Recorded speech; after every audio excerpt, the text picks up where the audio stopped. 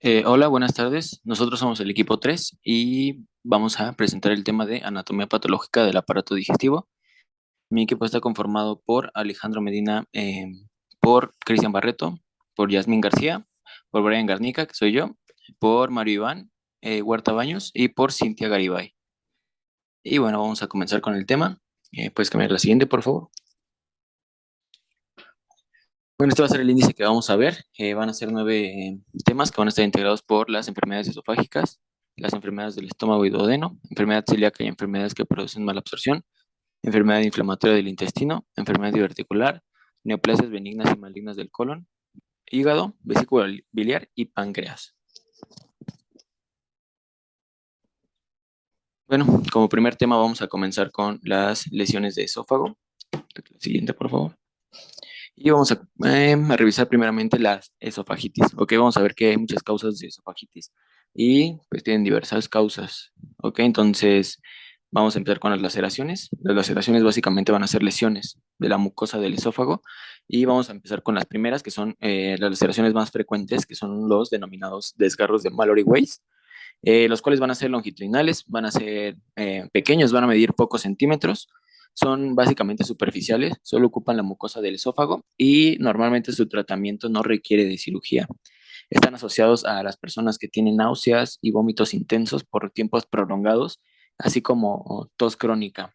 Y en la imagen de la derecha podemos observar unos desgarros de Mallory Weiss, en donde podemos ver que hay enrojecimiento y se nota claramente que hay irritación en la parte del esófago que está cursando este paciente. La siguiente, por favor. El otro tipo de laceraciones va a ser el síndrome de Borheup, en donde vamos a ver que estos desgarros van a ser diferentes, pero van a ser causados muchas veces por las mismas etiologías, ¿no? Tos crónica, vómitos intensos, en donde los pacientes van a incrementar la presión del mediastino, lo que va a causar el desgarro, ¿ok? Estos desgarros van a ser un poco más graves, van a ser desgarros transmurales, entonces van a ocupar las tres capas del esófago, no solamente la parte de la mucosa. Van a causar mediastinitis y va a ser menos frecuente, ¿ok? En la imagen de abajo les enseño un pequeño esquema en donde podemos observar las diferencias entre las lesiones de Mallory Weiss y las de Borheup para que pues, más o menos puedan darse una idea de una forma esquemática de cómo se presentan estas patologías. La siguiente, por favor. Bueno, siguiendo con otro tipo de esofagitis, vamos a ver la de agentes químicos. Vamos a ver que hay muchos tipos de agentes químicos que causan lesiones en la mucosa del esófago, y los cuales van a tener diferentes tanto complicaciones como sintomatología. Principalmente van a ser lesiones que van a resolverse de forma autolimitada y su principal síntoma va a ser la odinofagia. Vamos a ver que los pacientes pues van a poder sufrir una esofagitis por agentes químicos que vaya a ser inducida por fármacos, por caucásicos, a lo mejor por alguna sustancia irritante, caliente, fría. Entonces, esto va a causar esofagitis y muchas veces tiene a resolverse en pocas horas o días. En el caso de los caucásicos, vamos a ver que pueden producir hemorragia, estenosis o perforación en casos graves. En la imagen inferior izquierda podemos observar un esófago que tiene laceraciones. Se notan claramente en la imagen A y en la imagen B se nota un esófago normal con un poco de irritación solamente. Es una esofagitis de mucho menor gravedad. La siguiente, por favor. Vamos a hablar de la esofagitis por agentes infecciosos. Vamos a ver que muchos agentes infecciosos pueden causar esofagitis, pero los principales van a ser tres. Van a ser la cándida, que es el agente etiológico con mayor frecuencia que causa esofagitis, la herpes virus y el citomegalovirus.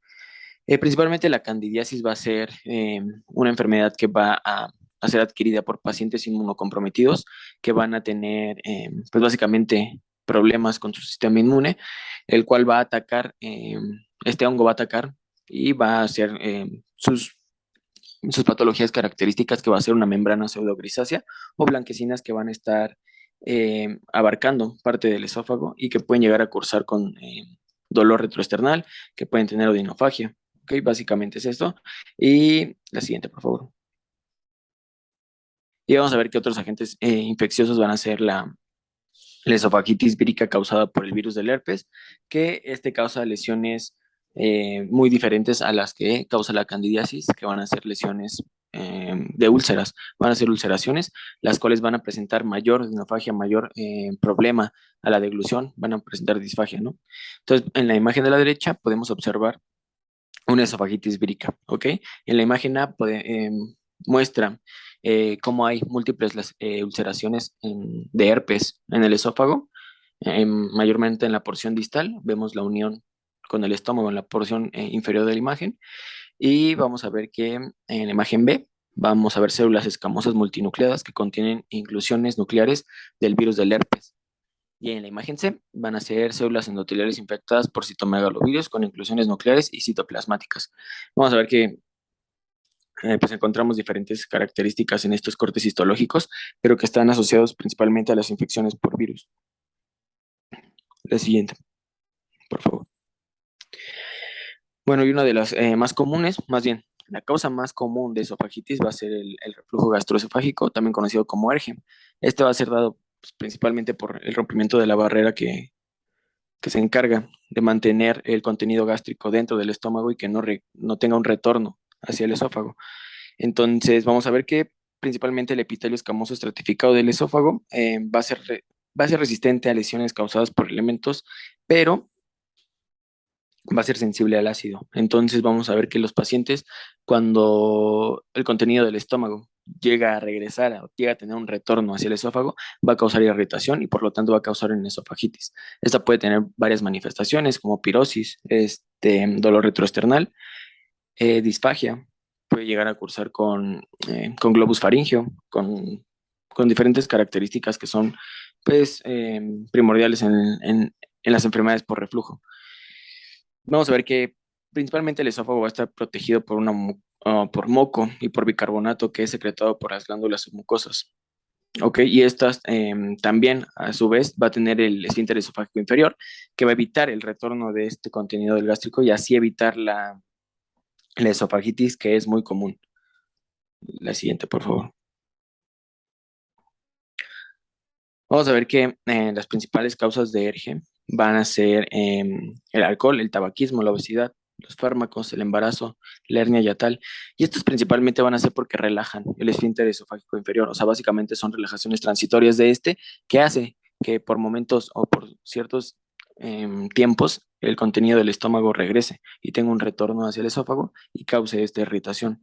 Ok, como lo mencioné hace ratito, las manifestaciones van a ser pirosis, regurgitación y disfagia, las principales manifestaciones. Entonces, a los pacientes que tienen alergia se les recomienda que eviten este tipo de alimentos, este tipo de fármacos o que a su vez tengan una cirugía de la hernia yatal, por ejemplo, ¿no? Para que puedan tener una mejor calidad de vida, ya que, como vamos a ver, empeora la calidad de vida de las personas y a su vez tiene riesgo a padecer enfermedades mucho más graves si el ERGE es crónico. Ok, la siguiente, por favor.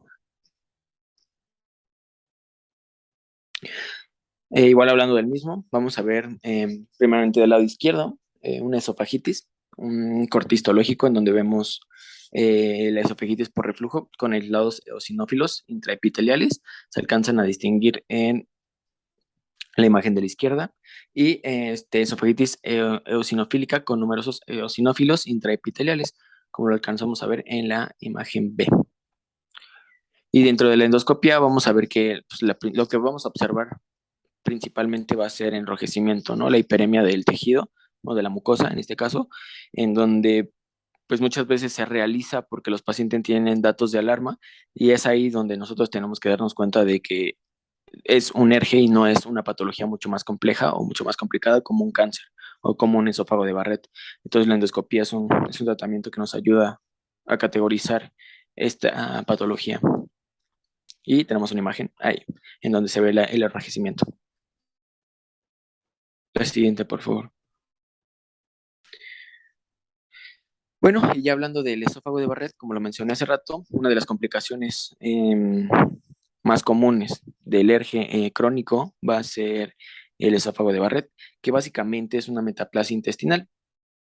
Esta metaplasia va a ser el cambio del epitelio escamoso por epitelio columnar con células caliciformes. Y pues básicamente no es solo eso, no solamente es el cambio de un epitelio a otro, sino que trae consigo problemas mucho más grandes, como aumentar el riesgo a sufrir un adenocarcinoma gástrico, esofágico, ¿no? Entonces, es importante el tratamiento y el diagnóstico de los esófagos de Barrett porque muchas personas mayores a 60 años pueden llegar a cursar con él si ya por un periodo muy largo de tiempo, alrededor de 10, 15 años, tuvieron este reflujo gastroesofágico. No vamos a ver que esta enfermedad debuta entre los 40 y los 60 años. Y como le mencioné, aumenta el riesgo a sufrir un adenocarcinoma. La siguiente, por favor. Bueno, y en la imagen de la izquierda podemos apreciar un esófago de Barrett, ¿no? Esta metaplasia, en donde podemos ver que en la imagen A es una unión gastroesofágica normal. Se ve como el epitelio tiene una forma normal, tiene un color adecuado, no está totalmente enrojecido en la parte del esófago y la parte del estómago tiene su morfología normal. Entonces podemos apreciar en la imagen B que ya hay un esófago de Barrett, ¿no? Básicamente observamos pequeños islotes de mucosa escamosa más pálidos en el seno de la mucosa de Barrett. Y en la imagen C, en este corte histológico, podemos ver que la unión gastroesofágica se observa la transición, ¿no? De este epitelio al otro epitelio, ¿no? Como se observan en el borde que está más pegado a la derecha, las células caliciformes y el epitelio columnar, ¿no? Esta es la metaplasia que sufre el esófago y que a su vez puede llegar a causar el adenocarcinoma. Y en la imagen de la derecha, pues es una imagen un poco más esquemática de cómo se puede observar el esófago de Barrett por hergia crónica. Y el diagnóstico principalmente es por endoscopía y biopsia. Y pues obviamente en la biopsia vamos a ver lo que apreciamos en la imagen inferior izquierda. La siguiente, por favor.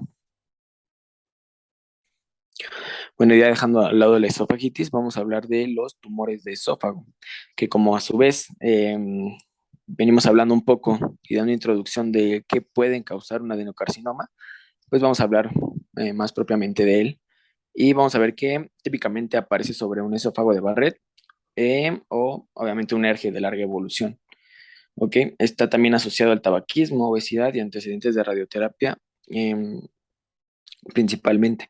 ¿No? También puede estar asociado al alcoholismo. Eso es algo muy importante. El tabaquismo y el alcoholismo son importantes en el adenocarcinoma y es 7 veces más frecuente en hombres y está localizado en el tercio distal del esófago, justamente en donde se ubica el epitelio, el esófago de Barrett, ¿ok? Justamente en esta porción que es cerca de la unión gastroesofágica.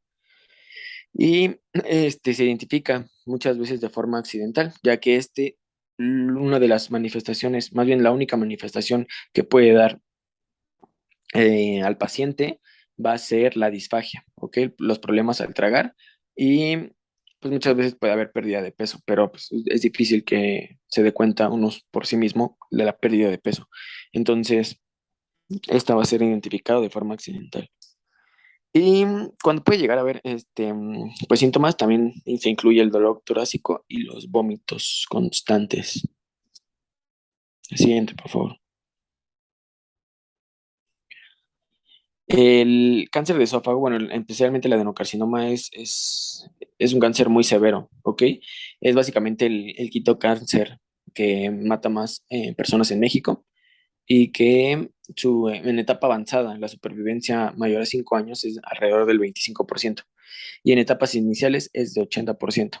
¿Ok? Entonces, si se detecta a tiempo, hay una gran probabilidad de que el paciente viva más de 5 años, pero si se detecta en etapas avanzadas, es muy poco probable ya que llega a extenderse y a causar metástasis de formas muy, muy rápidas. Y bueno, en la imagen de la izquierda podemos observar un adenocarcinoma esofágico, ¿no? Vamos a ver que este suele ser distal y, como suele ser en el caso, afecta también al cardias gástrico, ¿ok? Que es la unión del esófago con el estómago. Y vamos a ver que hay presencias de glándulas que em, se dice que crecen adosadas, espalda con espalda. Y bueno, en la imagen es muy, muy notorio. el cáncer, ¿no? Cómo se observa esta masa en esta porción del esófago. Y en la imagen de la derecha también podemos observar esta, esta acumulación de células de diferente morfología y en cantidad en la parte izquierda de la imagen. La siguiente, por favor. Y bueno, el otro tumor va a ser el carcinoma epidermoide o de células escamosas, también se le conoce. Bueno, no lo mencioné al inicio, pero pues estos son los dos tumores de esófago más comunes. Hay más, pero estos son los más comunes y son los que vienen en el temario, entonces son los que vamos a estar viendo ahorita. ¿Ok? El carcinoma epidermoide vamos a ver que este aparece igual en etapas de, bueno, de edad a lo mejor no tan avanzada, pero sí alrededor de los 45 años. Y es 4 veces más común en hombres. Entonces en este vamos a ver que la relación es 4-1 y en el adenocarcinoma va a ser 7-1 en relación con mayor frecuencia en los hombres, en los varones. ¿Ok? Y también los factores de riesgo son el alcoholismo y el tabaquismo. Son las principales. Como lo vimos, hace rato el adenocarcinoma se encuentra en la tercera porción distal del esófago y el carcinoma epidermoide va a estar en la otra parte, en la porción proximal del esófago, en donde vamos a ver que también puede ser causado por lesiones por cáusticos, por acalasia, por consumo de bebidas calientes, infecciones por virus del papiloma humano y antecedentes de radioterapia, lo que es en tercio medio o en tercio proximal. Y básicamente este tumor de esófago empieza como una lesión in situ, en forma de displasia escamosa. Después aparecen las lesiones como engrosamientos pequeños de color blanquecino grisáceo y después estas lesiones crecen hasta que se forma un tumor y pues empieza a haber a lo mejor sintomatología, pero en esta fase pues ya a lo mejor puede llegar a estar causando una metástasis a ganglios o a alguna parte del mediastino. Entonces, por eso los tumores de esófago son tan letales, por su diagnóstico tardío. La siguiente, por favor. Y bueno, aquí podemos ver que las características clínicas primeramente va a ser disfagia, dinofagia y obstrucción. Hay pérdida de peso y debilidad asociada a nutrición por los defectos del propio tumor. Los pacientes no pueden comer o no les gusta comer por la sensación a lo mejor de dolor o de que no pueden realmente tragar. Entonces, pues dejan de comer comidas sólidas, ¿no? O, o dejan de nutrirse de la forma adecuada y por eso, aparte del catabolismo que genera el tumor, pues la mala ingesta de nutrimentos, pues también causa una pérdida importante de peso, que es un factor de riesgo, ¿no? Y vamos a ver que en la imagen de la izquierda observamos un carcinoma epidermoide esofágico. Y es muy notorio cómo en la imagen podemos observar que el cáncer se encuentra en la porción media del esófago, ¿no? Ni tan cerca de la parte proximal ni tan cerca de la unión gastroesofágica. Y vamos a ver que el carcinoma epidermoide suele afectar el tercio medio del esófago, donde puede provocar estenosis. Y esta estenosis va a cursar con disfagia. El carcinoma epidermoide constituido por nidos de células malignas que recuerdan principalmente la organización estratificada del epitelio escamoso, lo que se puede observar en la imagen B. En la siguiente, por favor.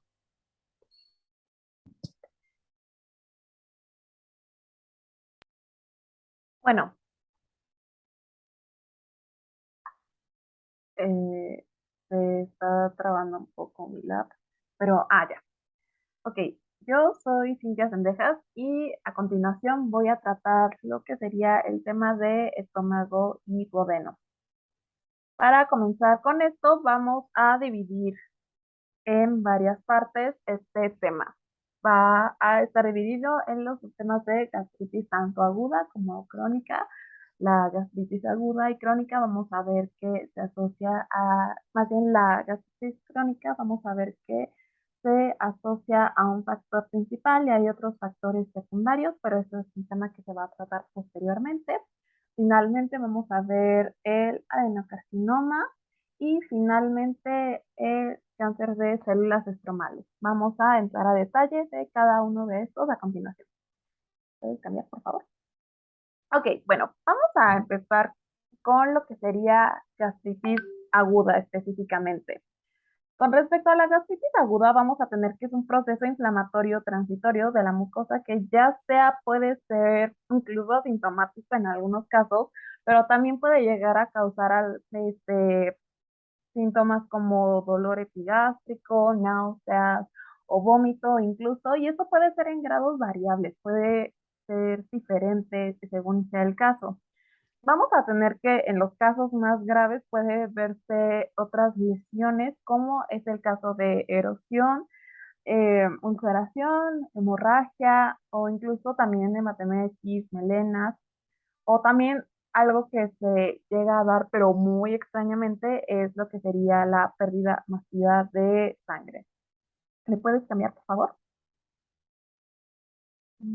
Bueno, con respecto a la patogenia, este resumen se me hizo muy, bueno, este diagrama se me hizo muy resumido respecto a lo importante y si se dan cuenta, aquí viene como esta parte que es, digamos, lo normal, esta, mm, que exista un equilibrio ya sea entre las fuerzas nocivas como en las fuerzas defensoras de lo que sería este tejido.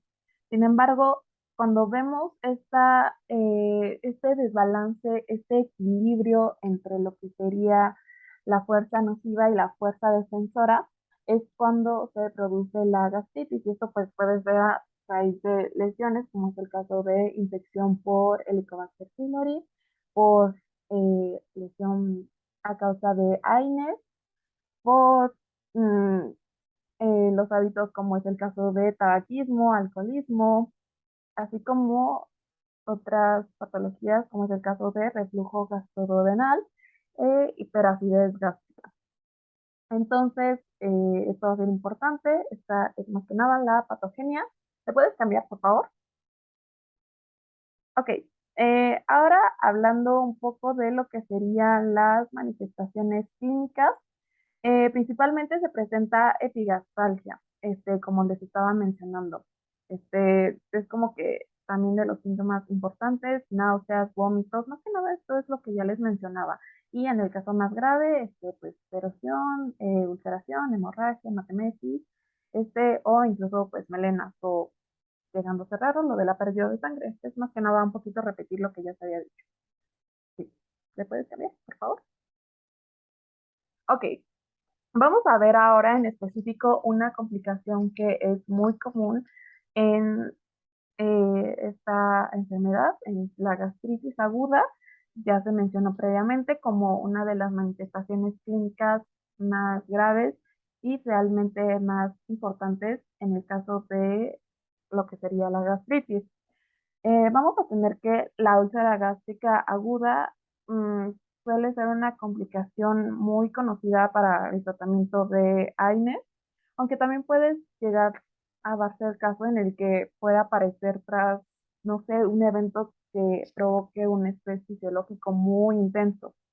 Este, y pues bueno, puede ser, por ejemplo, shock, sepsis, traumatismo grave. Sin embargo, también pues hay otro tipo de células, por ejemplo, las que aparecen en el duodeno proximal, y se asocian normalmente a quemaduras o traumatismos, se conocen como úlceras de Corling. Y por último también pues están las úlceras de Cushing y las cuales tienen una muy alta incidencia en perforación y más que nada, estas surgen en personas con enfermedad intracraneal. ¿Le puedes cambiar, por favor? Bueno, con respecto a la patogenia, se dice que hasta cierto punto no se conoce a detalle y que es ciertamente compleja. Sin embargo, con respecto al mecanismo que se mencionó previamente respecto a la inducción por AINES, vamos a tener que en primera instancia tenemos lo que sería la inhibición de la ciclooxigenasa, la enzima COX, y esto a la vez va a causar muchos efectos, como es el caso de la inhibición de la síntesis de prostaglandinas, también aumenta la secreción de bicarbonato, se inhibe la secreción de ácido, también favorece la síntesis de mucina y a su vez va a aumentar la perfusión vascular. ¿Le puedes cambiar, por favor? Ok, con respecto a las características clínicas, vamos a tener que existen estos casos graves en los que los pacientes son ingresados, ya que tienen pues estos signos de daño en la mucosa gástrica en sí. Y pues esto se ve en el caso de lo que sería la aparición de una hemorragia por erosiones gástricas superficiales que pueden llegar a presentarse. Y esto a su vez puede producir complicaciones como es el caso de la perforación. Con respecto a lo que sería un poquito el manejo, tenemos al uso profiláctico de los antagonistas del receptor H2 de la histamina, o también inhibidores de bomba de protones. Este, pues más que nada, va también estar relacionado con lo que sería la úlcera por estrés, más que nada. Entonces, bueno, cambiando un poco a lo relacionado a esto, vamos a ver un poco de la morfología, tanto de lo que sería bueno, antes que nada, les voy a mencionar, aquí les dejé un cuadro con respecto a las complicaciones de las úlceras gástricas. Aquí tenemos que se asocian más que nada a hemorragia, perforación y obstrucción, que les dejo aquí para que puedan revisarla con calma. Y bueno, ahora sí, pasando a lo que sería la morfología. Vamos a tener que, en el caso de la gastritis aguda, eh, muchas veces es muy difícil de reconocer porque muchas veces la lámina propia muestra solo un edema moderado y a veces una como pequeña congestión vascular. También vamos a tener que el epitelio superficial va a estar intacto. Puede llegar a haber, no sé, algunos neutrófilos, no sé, ahí dispersos entre las células epiteliales o también dentro de las glándulas mucosas. Con respecto, no sé, por ejemplo, que encontramos la abundancia de linfocitos, que veamos muchas células plasmáticas, pues ya nos sugeriría lo que sería una enfermedad crónica. Y pues nada, respecto también vamos a tener que algunas manifestaciones asociadas son lo que sería la erosión y la hemorragia. Pues con respecto a la erosión, vamos a tener que indicar la pérdida del epitelio superficial, creando un defecto en la mucosa. Sin embargo, vamos a tener que este se limita a la lámina propia. Y vamos a tener también que otra complicación es lo que sería la hemorragia. Y cuando estas dos se dan en gran medida, digamos, de manera concurrente, recibe el nombre de gastritis hemorrágica erosiva aguda. Con respecto a la úlcera, vamos a tener que son lesiones que tienen una profundidad variable. Pueden ser ya sea superficiales o incluso algunas que penetran a la zona profunda de la mucosa. Estas van a ser redondas y miden más o menos 1 centímetro de diámetro. Vamos a tener que la base de la úlcera se tiñe de marrón o negro por esta parte de la digestión de la sangre. Y más que nada, una diferencia con respecto a las úlceras que están relacionadas a lesión crónica. Vamos a tener que las úlceras por agudas pueden ocurrir en cualquier parte del estómago. También vamos a tener que existe la ausencia de cicatrización y engrosamiento de los vasos que caracterizan pues lo que serían las úlceras crónicas. Entonces esa es la diferencia también, pues esta ausencia de cicatrización y engrosamiento, lo cual es opuesto a lo que veíamos en esta lesión crónica. Estuve buscando imágenes respecto a lo que sería esta gastritis aguda y la úlcera gástrica aguda, sin embargo, no, por lo mismo de que se menciona aquí que en varios casos pues puede variar en cuanto a la severidad o en algunos casos el epitelio está intacto, como se puede ver aquí. Entonces no encontré muchas imágenes al respecto. La bibliografía muestra imágenes más respecto a lo que sería la gastritis crónica. Entonces esto lo vamos a ver a continuación. ¿Me puedes cambiar, por favor? Bueno, con respecto a lo que sería la gastritis crónica, vamos a tener que, contrariamente a lo que sucede en el proceso agudo, aquí los síntomas van a ser un poquito menos intensos, pero van a ser persistentes, van a ser constantes. Vamos a tener que puede haber lo mismo, ¿no? Náuseas, vómitos y también epigastralgia. pero otras manifestaciones como la hematemesis son infrecuentes. Vamos a tener que la causa más frecuente, la de cajón básicamente, es lo que sería el Helicobacter pylori. Podemos encontrar otras causas. La bibliografía señala principalmente lo que sería la gastritis autoinmunitaria, sin embargo, no es como que esta sea muy frecuente. La que predomina es la de Helicobacter pylori. De hecho, tenemos que la gastritis autoinmunitaria, si bien es la causa más frecuente de la gastritis atrófica, es básicamente el 10% de los casos de la gastritis crónica. Entonces, pues no tiene tanta relevancia como es el caso de lo que sería la Helicobacter pylori, no tiene tanta relevancia clínica. Pero bueno, otras etiologías, también mucho menos frecuentes, son la lesión por radiación, lesión mecánica, reflujo biliar crónico, también incluso enfermedad de Crohn, amiloidosis o pues en general afección por enfermedad sistémica. ¿Le puedes cambiar, por favor? Ok, pasando con la parte de gastritis por Helicobacter pylori, vamos a tener que es una gastritis que se encuentra principalmente en el antro y se tiene una producción muy elevada de ácido. Vamos a tener que esta bacteria está presente pues en muchas de las biopsias gástricas de los pacientes, tanto pues con úlceras en general y pues más que nada tanto pues úlceras duodenales y úlceras gástricas.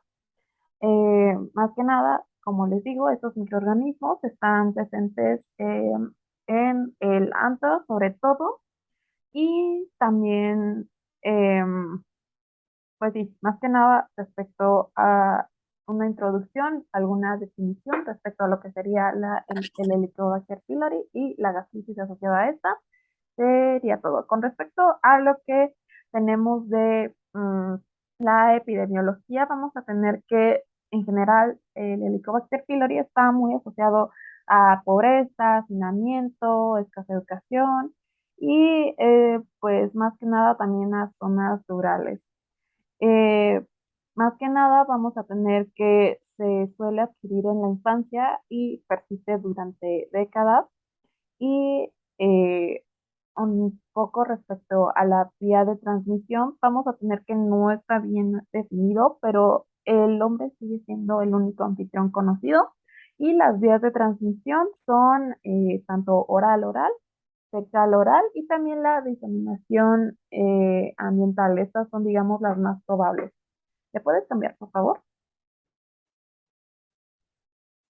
Bueno, con respecto a lo que sería la patogenia, vamos a tener que entran factores importantes, como es el caso de flagelos, ureasa, adhesinas y algunas toxinas, como el gen asociado a citotoxina.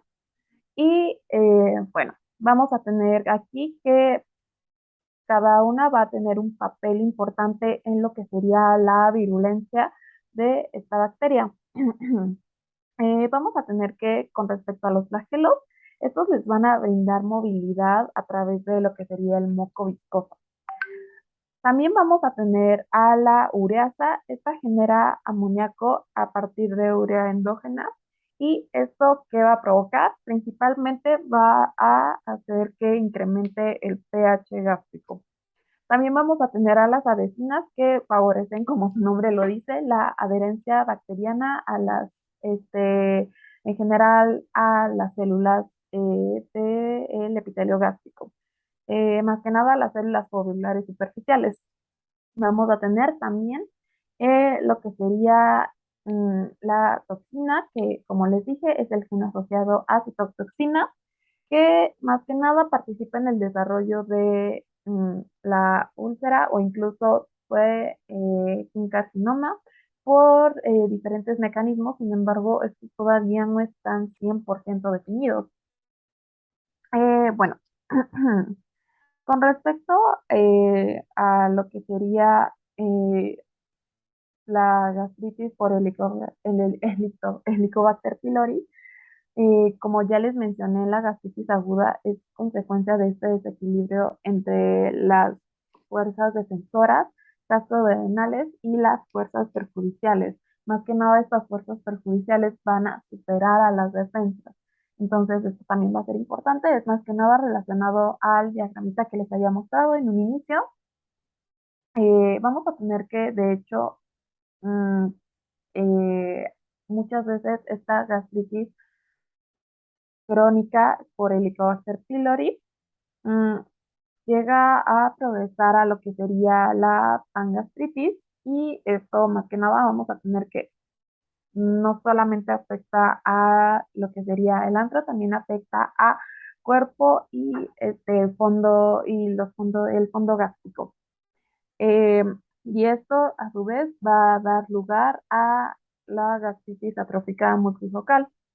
Sin embargo, también se tiene poco conocimiento respecto a estos mecanismos por los cuales esta gastritis, que solamente afecta al antro, podría afectar a lo que sería también el cuerpo y el fondo gástrico. Entonces, esto no está 100% definido.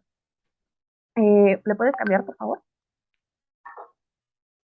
Bueno, vamos a tener también a lo que sería la morfología. Aquí, pues, como ya les había mencionado, se tienen más imágenes al respecto, contrario a lo que les estaba comentando en la gastritis aguda.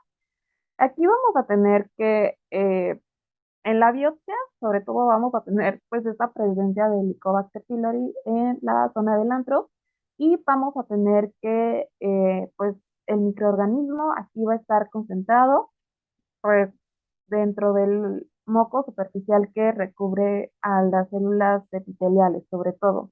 Puede ser de cierta distribución irregular, también puede tener, no sé, por ejemplo, áreas de mucha colonización y sin embargo hay otras que tienen muy pocos microorganismos. Entonces, esto también va a variar un poco y también se pueden utilizar algunas otras tinciones especiales para poder detectar lo que sería el microorganismo en sí. Bueno, aquí también les mencionaba que con respecto a la endoscopía, podemos ver esta mucosa antral afectada, va a estar eritematosa.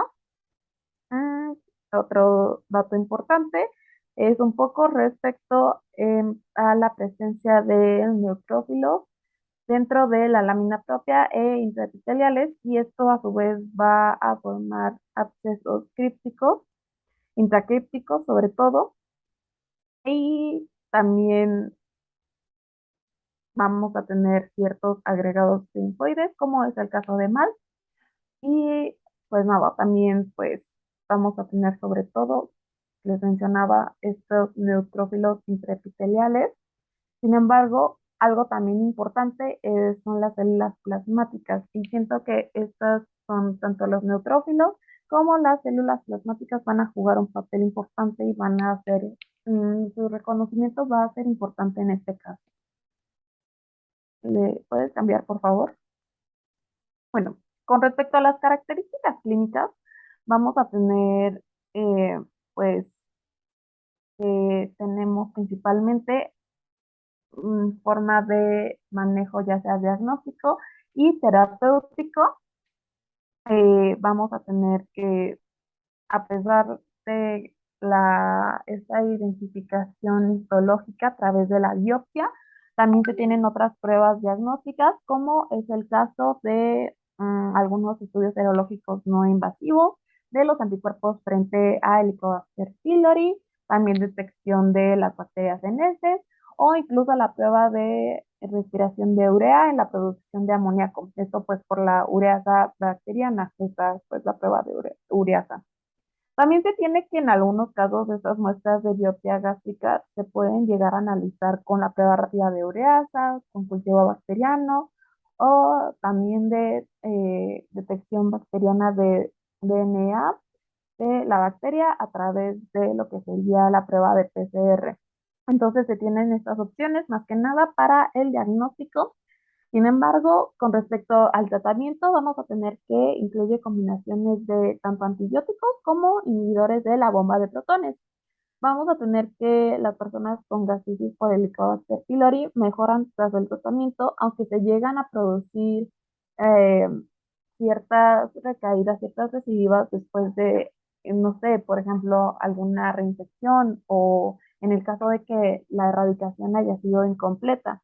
Vamos a tener que no hay, no sé, alguna vacuna profiláctica o incluso terapéutica. De hecho, que está en sus primeras etapas de desarrollo, entonces el tratamiento está muy relacionado a estos antibióticos, inhibidor de bomba de protones. ¿Me puedes cambiar, por favor? Ok. Posteriormente vamos a tener lo que sería la gastritis autoinmunitaria. Esta gastritis está, como les dije, es el responsable de, no sé, menos del 10% de los casos de gastritis crónica aproximadamente. Y mm, más que nada vamos a tener que, igual que lo que sucede, está principalmente en el antrogástrico y también vamos a tener que induce lo que sería la hipergastrinemia. También vamos a tener que la gastritis autoinmunitaria se caracteriza más que nada por anticuerpos frente a las células parietales y al factor intrínseco, y esto pues se puede detectar en suero y también en secreciones gástricas. Vamos a tener que, bueno, los mecanismos relacionados a lo que sería la patogenia se van a tratar un poquito más adelante. Con respecto a la epidemiología, vamos a tener que se tiene una mediana de edad al momento del diagnóstico de 60 años y esto se afecta un poquito más en mujeres que en hombres. Es ligera la diferencia, pero pues, se tiene dicha diferencia. Vamos a tener también que la presentación clínica se suele estar vinculada a lo que serían los síntomas de anemia, como también, pues, es el caso de glositis atrófica, neuropatía periférica, lesiones de la médula espinal y también de disfunción cerebral. Las manifestaciones, pues, más frecuentes de lo que sería la neuropatía periférica son las parestesias y, bueno, con respecto a las lesiones de la médula espinal, se asocian a una cierta pérdida de los sentidos de vibración y posición. De hecho, con respecto a las manifestaciones cerebrales, se tiene que varían desde cambios leves, no sé, de la memoria, eh, o más bien de la personalidad, sobre todo, o incluso puede llegar a producir psicosis. También otro factor con respecto a lo que sería estas manifestaciones clínicas es que están relacionadas a la deficiencia de vitamina B12. Ok, ¿te puedes cambiar, por favor? Posteriormente vamos a tener a lo que sería la patogenia. Aquí se lo describí que se relaciona principalmente a varios mecanismos, como es el caso de esta inactivación de la absorción ileal de vitamina B12 y es por eso que se encuentra disminuida, como les mencionaba. Esto más que nada pues se va a asociar a anemia perniciosa y también está relacionado a los síntomas que les había comentado previamente, así como a los signos. Y bueno, también otra cosa es que esto se debe a que en la gastritis autoinmunitaria se destruyen las células parietales. Entonces, esto va a favorecer a que también disminuya la secreción de ácido gástrico y factor intrínseco. Mm, si se dan cuenta, les mencionaba que la gastritis autoinmunitaria se caracteriza por estos anticuerpos frente a las células parietales y al factor intrínseco. Entonces, vamos a tener que lo que sucede que disminuyen estos, y esto a su vez produce que se inactive la absorción de vitamina B12. Esto hace que no se tenga vitamina B12, produce la anemia perniciosa y esto hace que se den los síntomas que les mencioné previamente. Aparte de la destrucción de células parietales, vamos a tener que existe la destrucción de células principales y esto a su vez va a hacer que disminuya lo que serían las concentraciones de el zimógeno que en este caso es pepsinógeno. También vamos a tener que hay hipocloridia por la liberación de gastrina y esto a su vez va a producir pues hipergastrinemia e hiperplasia de las células centrales productoras de gastrina. ¿Me puedes cambiar, por favor?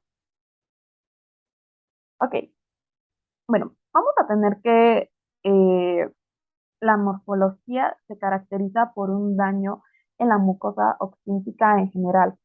Mm, con respecto a la mucosa oxíntica, nos referimos principalmente a la que produce el ácido.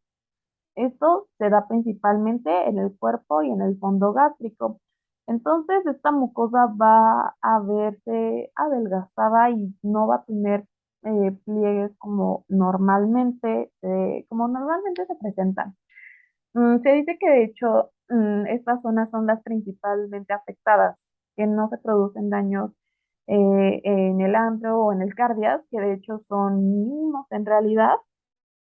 Y pues nada, vamos a tener que, si en el caso de que exista una gran deficiencia de vitamina B12, también se produce un aumento de tamaño en el núcleo dentro de las células epiteliales. También vamos a tener que puede haber neutrófilos y, pero más que nada, esto es muy raro. De hecho, los infiltrados que principalmente se presentan son linfocitos, macrófagos y células plasmáticas. También se pueden tener agregados linfoides. Bueno, también vamos a tener que, como les mencionaba, se tiene esta pérdida de células principales y parietales. Ok. Y pues también va a tener ciertas áreas de metaplasia intestinal. ¿Me puedes cambiar, por favor? Y aquí les puse un cuadro comparativo respecto a las características puntuales tanto de Helicobacter pylori como de la gastritis autoinmunitaria. Si se dan cuenta, pues tienen estos contrastes, estas diferencias respecto a la localización, el infiltrado inflamatorio, y así es como se pueden detectar y hacer el diagnóstico diferencial principalmente. Entonces, también esta información es importante tomar en cuenta. ¿Puedes cambiar, por favor? Ok, vamos a pasar al tema que es el adenocarcinoma gástrico, el cual es el proceso más frecuente del estómago, el proceso maligno más frecuente del estómago. De hecho, representa más del 90% de los cánceres gástricos, entonces ya se imaginarán su relevancia clínica. Vamos a tener que sus síntomas, de hecho, se parecen a los de una gastritis crónica. Sin embargo, pues también sumándole dispepsia, disfagia, etcétera.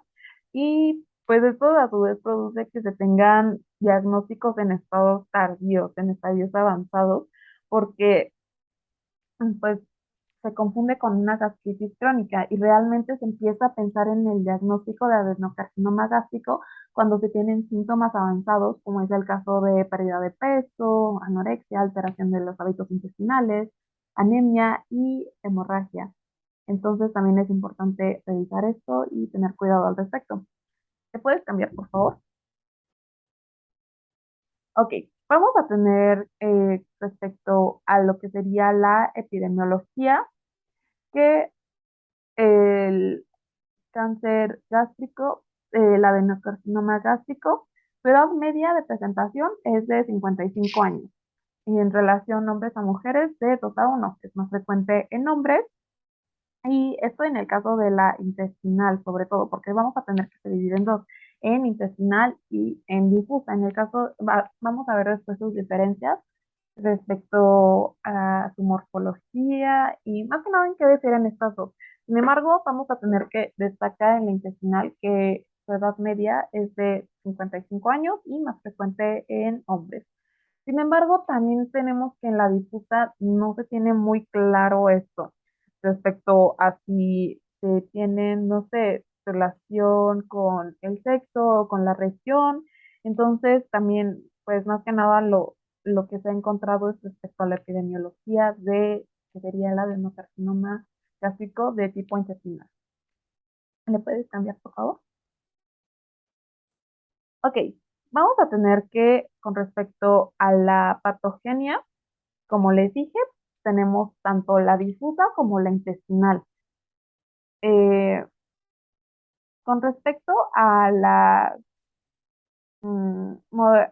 patogenia de los de tipo difuso, más que nada se relaciona la pérdida de la función de lo que sería la caderina. Y en realidad se menciona que los cánceres gástricos no suelen ser hereditarios. Sin embargo, en el caso de las mutaciones familiares, se tienen mutaciones sobre todo germinales, CDH1, y esto va a su vez a afectar a la pérdida de lo que sería la función de la E-caderina. Y recordemos que la E-caderina es una proteína que contribuye a la adherencia intracelular epitelial.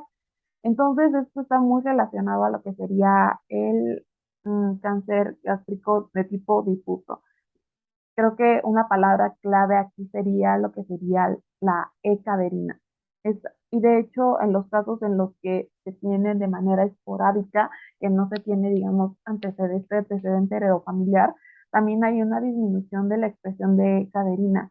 Entonces, vamos a tener que esta disminución va a ser importante, ya sea en casos familiares o en casos esporádicos. Con respecto a lo que sería en los tumores gástricos intestinales, vamos a tener que se tiene mayor riesgo en regiones como Japón y sobre todo vamos a tener que existe mayor riesgo en pacientes con poliposis adenomatosa familiar. Y de hecho se tiene que en algunas regiones, por ejemplo, se tiene también esta enfermedad, el PAS, pero que no está tan asociado al cáncer de tipo intestinal. Sin embargo, se tiene este aumento de la incidencia, sobre todo en la región japonesa, y entonces esto de algún modo nos indica que también la patogenia está relacionada con factores ambientales. Esto es algo que se puede inferir al respecto. Sin embargo, también tenemos el cáncer gástrico intestinal esporádico que se ha descrito por mutaciones de la beta-catenina, que es una proteína que más que nada se relaciona con la caderina, tiene funciones similares y también pues también estabilidad de microsatélites e hipermetilación de genes, los cuales se mencionan aquí a continuación. Sobre todo son estas mutaciones las que se tienen que tomar en cuenta, tanto en la difusa pues esta pérdida de la función de la caderina, tanto en lo familiar como en el caso de lo que sería el caso esporádico. En el caso de la intestinal vamos a tener que, en el caso de regiones más relacionadas, más bien en el caso de que tienen factores ambientales específicos o también relacionados a la base genética del anfitrión. Sin embargo, con respecto al intestinal esporádico, se tienen mutaciones más respecto a la beta-catenina. Entonces, creo que esos son los aspectos claves a puntualizar. ¿Me puedes cambiar, por favor? Mm, ah, también vamos a tener que algunas variantes genéticas de estos mediadores inflamatorios, como es el caso de interleucina 1, factor de necrosis tumoral, interleucina 10, interleucina 8, incluso el receptor de TOL tipo 4. Vamos a tener que, si algunas veces, no sé, variantes se adicionan a lo que sería la infección por Helicobacter pylori, vamos a tener que existe un mayor riesgo de adenocarcinoma. Sin embargo, estos factores, tanto las variantes genéticas como la infección por Helicobacter pylori, muchas veces por sí solas no llegan a causar este adenocarcinoma. En algunas ocasiones es necesario que también se tenga una mutación del gen P53. Entonces, esta mezcla de los tres factores que menciono en cuestión van a estar muy relacionados al aumento de riesgo de adenocarcinoma gástrico. ¿Puedes cambiar, por favor?